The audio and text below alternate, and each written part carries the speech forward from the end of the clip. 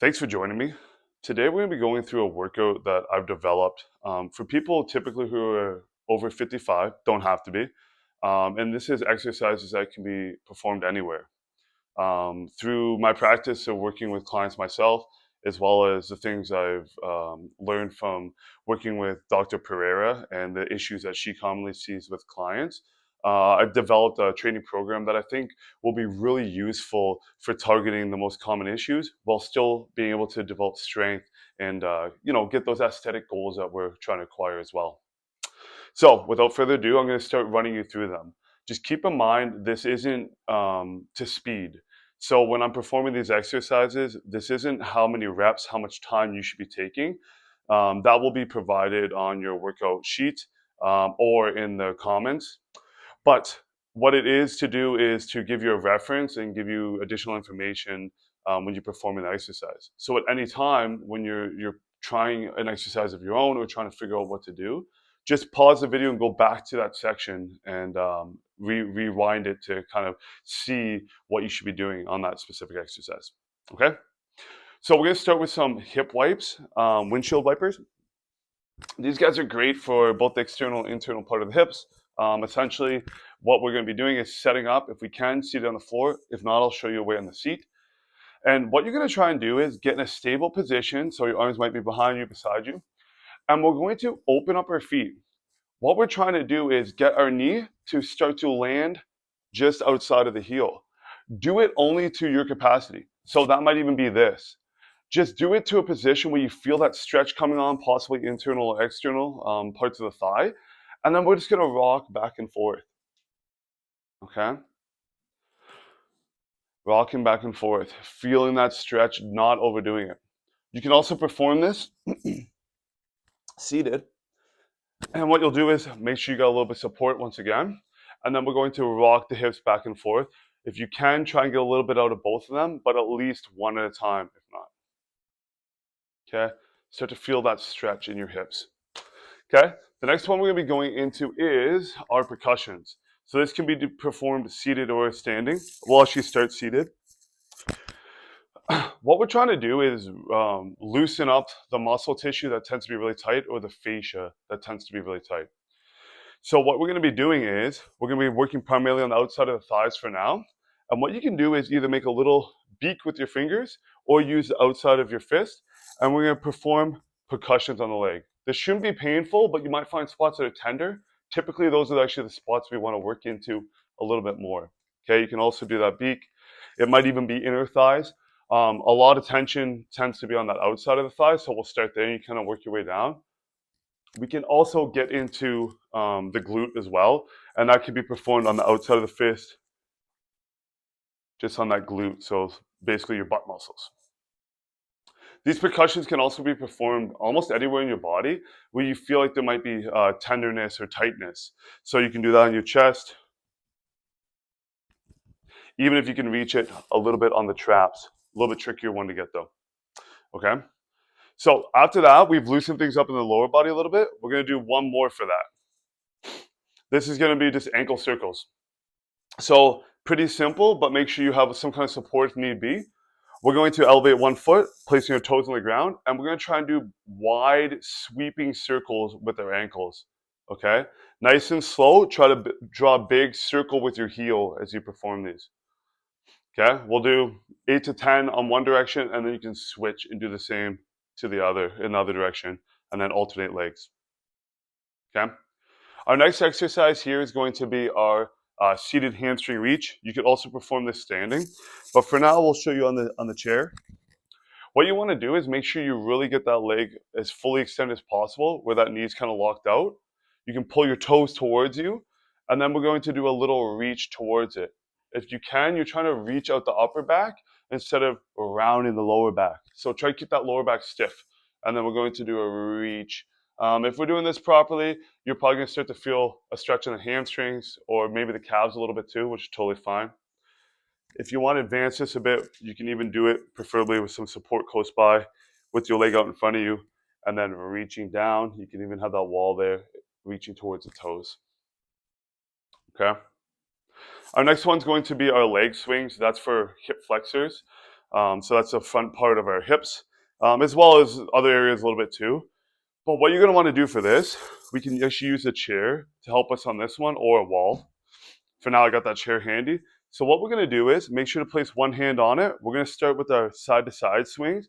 Don't overdo it. You can have that leg crossing over the other leg when you're performing this. Make sure you're well supported though. Swinging out to the side. If you're starting to feel it in the lower back, you might have to modify a little bit. But typically, we want to feel it kind of in the hips. And then we're going to be doing it the same with the chair there for support, back and forth. If you look, I'm not rotating through.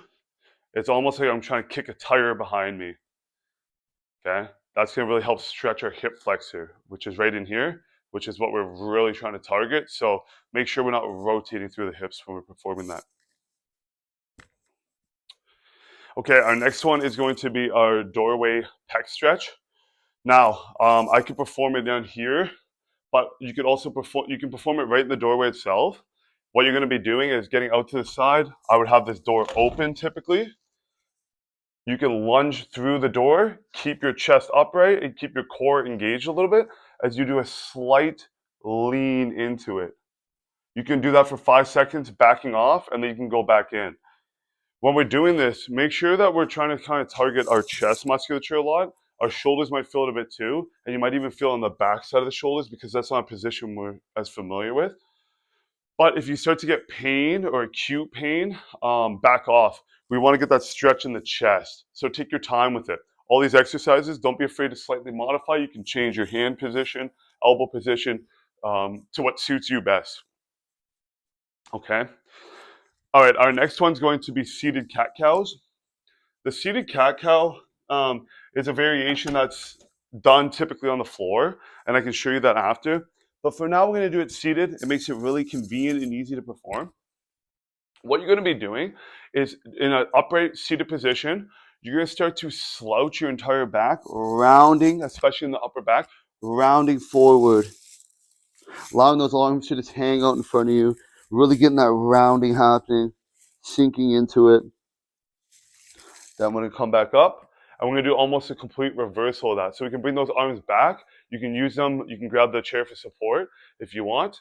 And then you can hyperextend, bring the head up and back, trying to get that chest proud and rounding. And we can perform repetitions of that. Once again, do it at your own pace. If you want to advance it, we can also perform this on the floor. And when we're performing the cat-cow on the floor, we want to really drive that back high as we drive our hands into the floor, rounding. And then we want to do a complete reversal where we're pulling that belly button to the floor as we bring our head up and back. Okay, you can do repetitions of that. I would say start in the chair and see how it feels, and then we can go from there.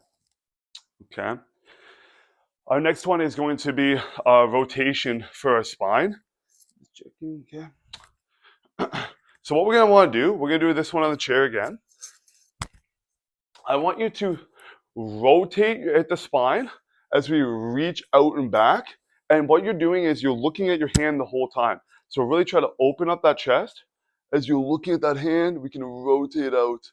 Your other arm, place it where it's comfortable. You could even leverage off that leg a little bit or open out to the side for a little bit extra stretch. Okay, we're taking our time, slow, opening, slow. And then we bring it back to center. And then we can do the same thing, opposite direction, nice and slow.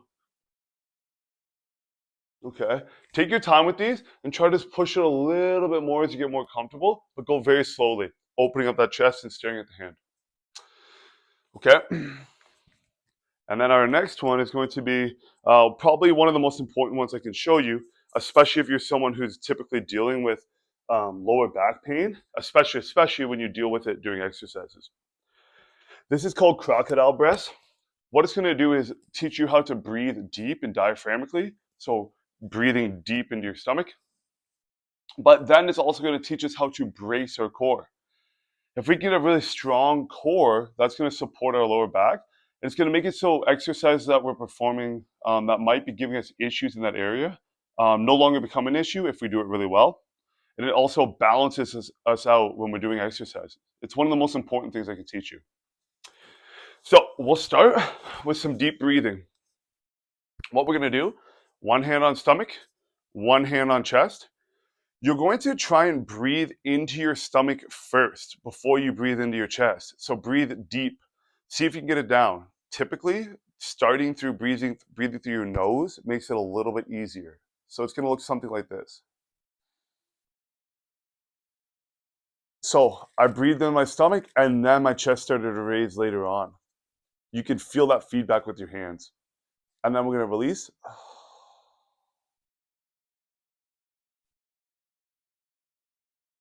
You're going to perform 10 of these right now to get the motion of it. Once you feel like you got that down, that deep stomach breathing, then I'm going to get you to take another breath in.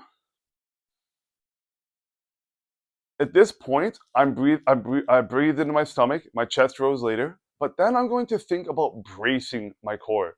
So it's already expanded. I'm now going to think about making it hard, creating tension in that area. If you probe yourself right now with that brace on, you can do this with your breath held. I'm just talking to you right now, but imagine your breath is still held. Probe yourself and see if there's still tension there. And then release, and you'll feel that tension go away. This next round, try that again. You could give that a couple practices. Now this time, brace, create that tension. And then what I want you to do is to continue breathing, but keep the brace.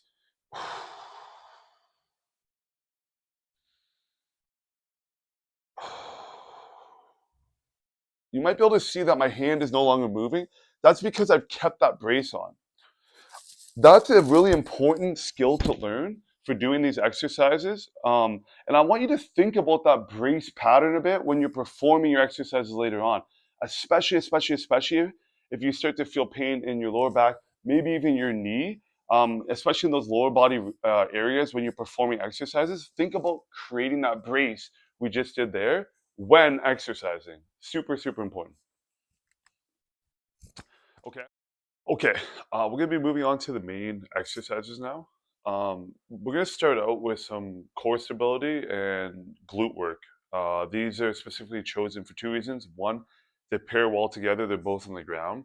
But two is we want to get our core really in the game for any other activity that we're doing so we don't get our lower back involved. And we want to get our glutes in the game because that's going to get us in a position that's almost like an anti posture to that seated position we're in all the time. So really, really important movement gets our posture right before we get going. So we're gonna start on the ground. What we're gonna be doing when we're doing our glute bridges, or sorry, our dead bugs, which is our first activity, is we're thinking about transferring those crocodile breath movements onto the floor or onto this exercise now. So think about creating that brace and that strong core when we're performing this. We're gonna start on the floor. I want you to put your arms out in front of you, extending your fingers, locking out the arms, creating a lot of tension in our upper body. Our back is flat on the floor, and we're creating that brace, that strong core. We're extending one leg, if we can, to a gentle tap on the floor. Really important to make it a gentle one. If you're feeling your lower back coming in, or you're starting to feel your back come off the floor, what you're going to try and do instead is you're going to do a small hinge at the hip instead of that full extension. Really take control of this movement and get that core and hip flexors working. Our next activity is going to be a glute bridge. When we're performing the glute bridge, what I want you to think about is driving your hips nice and high in the sky. Feet are going to start close to your butt. And you're thinking about rounding onto your upper back when you're performing this. So drive those hips up. I'm rounding onto my upper back, and I'm squeezing my glutes or my butt muscles when I'm at the top for a 3-second hold. When we're coming into motion, think about creating that core brace so our lower back doesn't get involved. We're not hyperextending at the top. We're going to a straight position, squeezing the glutes hard. If you're feeling your lower back, brace and think about creating that straight line with your body. Okay? 3-second holds at the top. With these activities, we're performing them as supersets. So you're going to do one activity, preferably right into the other activity for the rep range given, and then take a break at the end of it. for like a minute or 2 minute break if need be. If you need a break in between each one, that's okay too, but see what you can do. Our next activity is going to be our sit to stands or squats, and we're pairing that up with some shoulder and back workouts. So we're going to start with the sit to stand. What we're going to do is we're going to first find our squatting position. So typically it's going to be something like shoulder width or just outside with our feet slightly turned out, but everybody's a little bit different. So find what's comfortable for you.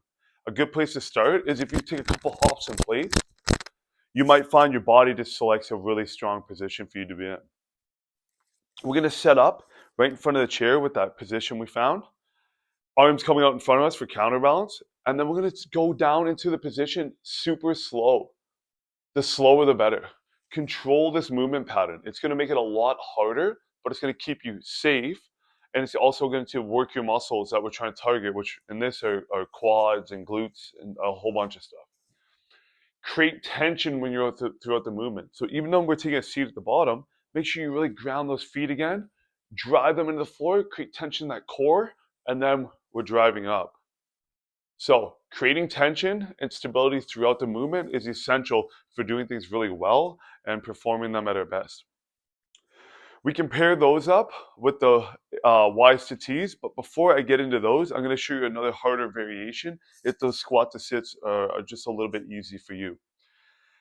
I think a good range for you to kind of determine is if you can hit 12 to 15 reps with ease on most of the movement patterns I'm giving you, and let's say I'm giving you a different number, then it might be time to switch into a harder alternative. One other way to make anything harder is to slow it down or implement a pause. So instead of the squat to sit to stand, we're going to do a squat. So same pattern, but now we're having to control the whole movement. We're going to go down to a position that's comfortable for us, and we're going to come back up. If you can implement that pause at the bottom, it's going to make it that much more difficult. You don't have to, but what you are striving for is making sure that when we're transitioning from down to up, that we're making it a smooth transition. I don't want to see any bouncing going on or any movement patterns that are going to cause instability. That goes for the sit to stand too. That goes for everything we're doing. It's actually a fundamental part of any exercise. We're going to be pairing that up with a Y to W position. Start with your hands out in front of you. Nice tall posture. We're going to extend our arms overhead. If we cannot extend overhead without the rib cage popping off, so keeping that locked in, then what you're going to do is orientate the angle that you're pushing on. So make sure to keep this locked in. We're not hyperextending. If you cannot get this position, that's okay. Extend out over here instead. Then we're going to pull our elbows down into our back pocket. Think about really pulling down and squeezing our back muscles. Coming down, squeezing for 3 seconds, 2, 3, and then we're extending back overhead. In this position, create tension, so core is tight, glutes are tight. And that's going to create balance throughout our exercise. Pulling down, squeezing our back muscles. Okay? So that's going to be the superset for B1 and B2 in our exercise. The last one is going to be 3 exercises. And that's because 1, these exercises, some of them aren't as intensive, but 2, I wanted to really get all these in because I found them to be really valuable. The first one we're going to be doing is a wall push-up. We can also perform this on a staircase, but for now I'm going to show you how to perform it on the wall. We're going to make sure that we're about shoulder width or possibly a little bit wider with the hand position. For this purpose, I'm going to go right on the edges because I'm a tall guy and I have wider shoulders. When we're setting up positioning, we're going to make sure to be off the wall enough that we actually have to lean into it a little bit. I'm going to go even just a little bit further. When we're coming down, our hands should be at or below shoulder height as we're coming into position. I'm keeping my body stiff like a board and I'm getting onto my tippy toes and maintaining that position throughout the whole lift. Same as I was mentioning with the squats, you want to make it a smooth transition from down to up. Okay? We're trying to work our chest, our shoulders, our triceps primarily. You can perform this on a staircase as well. It works really well. because each step will add a level of difficulty. You start higher for easier, and you work your way down steps for more difficulty. It works really, really well. And then the next one is going to be our big posture corrector for our upper back. Typically, we're stuck in a position like this quite often. So we're going to be working on those upper back muscles to strengthen us and better pull us into a proper postural position. What we're going to be doing is we're going to be setting up with our arms out at the side. Think really long. You can reach in front of you to start. And then we're going to pinch our shoulder blades together as we pull those arms back. And we're going to squeeze our upper back for 3 seconds. 1, 2, 3. Then we're reaching out. I'm actually trying to lengthen my shoulder blades a little bit in this position. And as I come back, I'm trying to squeeze my shoulder blades back together. You might be able to see a little bit better if I get into this position. I'm reaching out. I'm bringing those shoulder blades back. My thumbs pointed up. And then I'm squeezing the upper back. And I'm making sure to create stability in the rest of my body, squeezing my glutes, bracing my core, and I'm not hyperextending my chest. Squeezing the upper back together, and then I'm going for that reach. And the last exercise we're going to be performing is our wall marches. So the wall marches are really good because it's also going to get us in a really tall position. It's going to give us single leg stability and force our feet to start to balance, as well as working our hip flexors and core. So we're going to set up. We're going to make sure that we're long away from the wall where our fingertips are barely touching it. We're going to get a nice tall position. We're going to lock at our knees. We're going to get our chest proud. And we're going to pull our knee up to the sky. We're not over pulling where our hips are rotating. We're only pulling out of the hip flexor region. So I don't want to see rotation of the hips when this is happening. We're strictly pulling through that hip flexor region. We're going to pull it up for 3 seconds. That wall's there for support if need be. And that foot is under your knee at the top. We're going to squeeze for 3. 1, 2, 3. Then we're going to switch position. Get nice and tall, locking out the body. 1, 2, 3. And really think about grabbing the floor with your toes and creating that foot function as well. Okay? That's it for the workouts. And I'm super happy that I got to spend this time and to guide you through what the exercises look like. And I know if you just implement this and try to add small progressions, listening to your body's pains, you'll do really well. Just be aware, discomfort's normal, but acute pain or pain that's growing session after session, week after week, that's something you got to really look out for, and you got to start to dissect what might be causing it. So think in the moment if you're experiencing discomfort or you're experiencing pain, especially if it's areas that you're used to dealing with, and start to ask yourself, why is that happening? Can I modify this movement? Is there certain cues that I'm not implementing? And be really mindful with your movement patterns, and you'll do great. Okay, thanks.